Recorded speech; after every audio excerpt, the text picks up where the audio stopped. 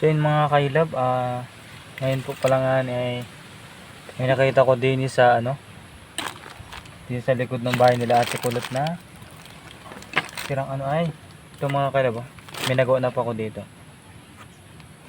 mga kawi-kawi na nakatambak, mga sira-sirang pinaglagyan ng saging. Ngayon mga kailab ay ito ay agawin kong punlaan. Ito po, nakapagawa na po ako noong una, hindi ko lang na videoan. Bali, ang next naman step na gagawin ko ay lagyan ko ng paa para tumayo.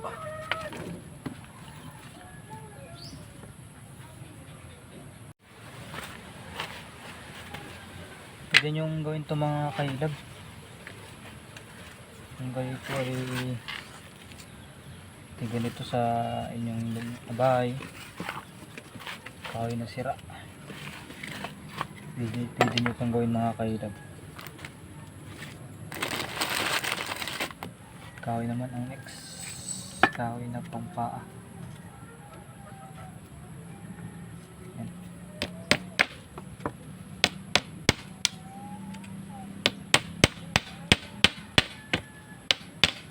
Sabi na po na. Gagawin ko po itong punlaan mga kailab. Ako po yung magatanim ng sili. Napunda po ako ng sili.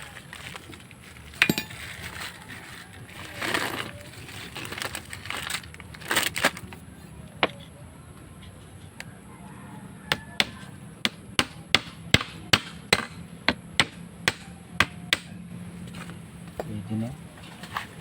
Tapos next dito. Parang ganyan ang mangyayari niya ng mga kailab. Ayan, ganyan.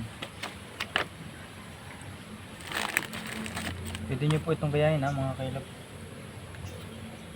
Sa mga mahilig po magtanim, aray ko, matod pa. Sa mga mahilig po magtanim ng mga halaman dyan, sakit. Matod ang aking kamay. Aray ko, matod na naman.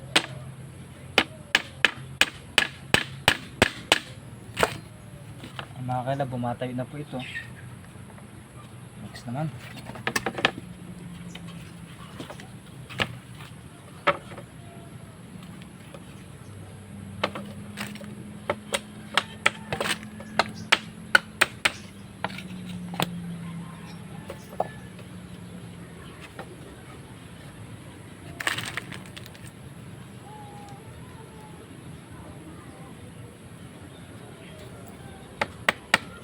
marami po akong tanim na sili mga kailab.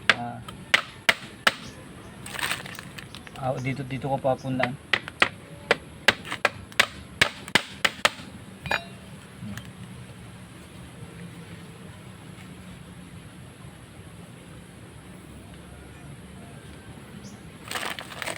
Napikit pa yan. Kaya pa ako napikit para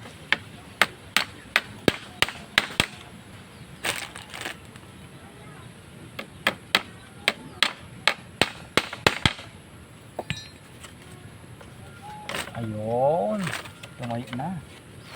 Next naman ay lagyan natin ng sa gitna mga kailab. Ito mga kailab,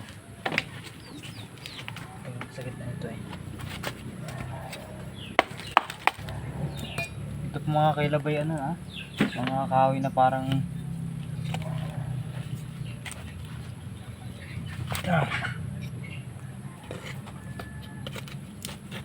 yung mga kahoy na nakatambak lang din sa gilid na anay na. Sayang naman kung umubulok lang. Kaya agawin ko na lang ang punlaan. Ligi din.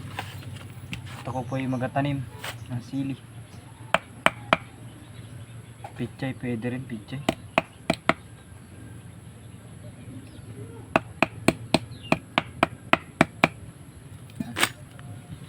Sukatan ko muna mga kailab.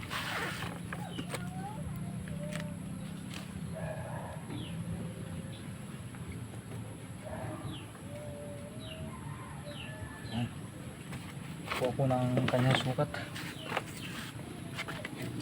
Alam na.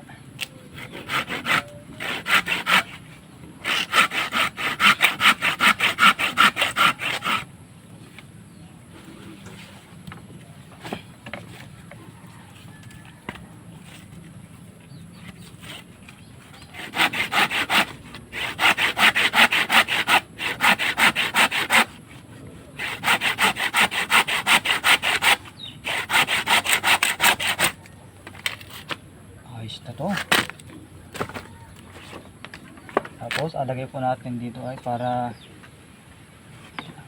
bawas ta. Konti pa, konti pa.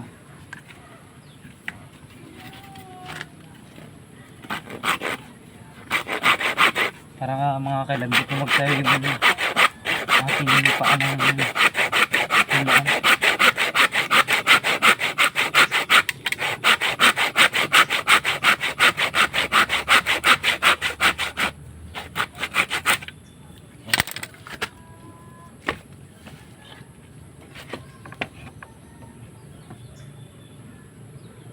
Ay mga kailab, ayun o.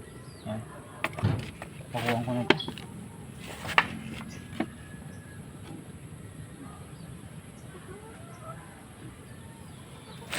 Tapos ang gagamitin ko lang pa ako mga kailab yung binunod ko kanina. Ayan. Para nakatipid-tipid tayo. Ganun din naman. Ayan.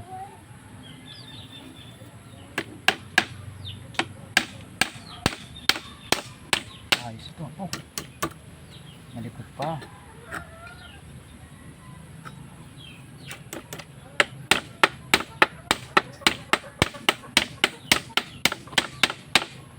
Ayos. Try nyo na mga kailab. Pagawa ko ng pangpunlaan ng mga buto-buto. Ito po yung mga kahoy na tinapo na. Aking ini-recover lang.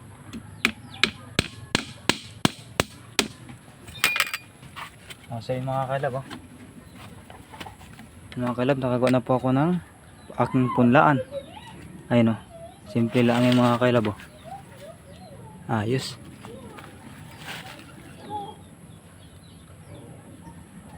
Ayun o. Ako lang po nagawa niyan mga kailab. Tinalagyan na po ng alagang ko po bukas yan mga kailab ng lupa. Abangan nyo mga kailab ang aking pagpupunla.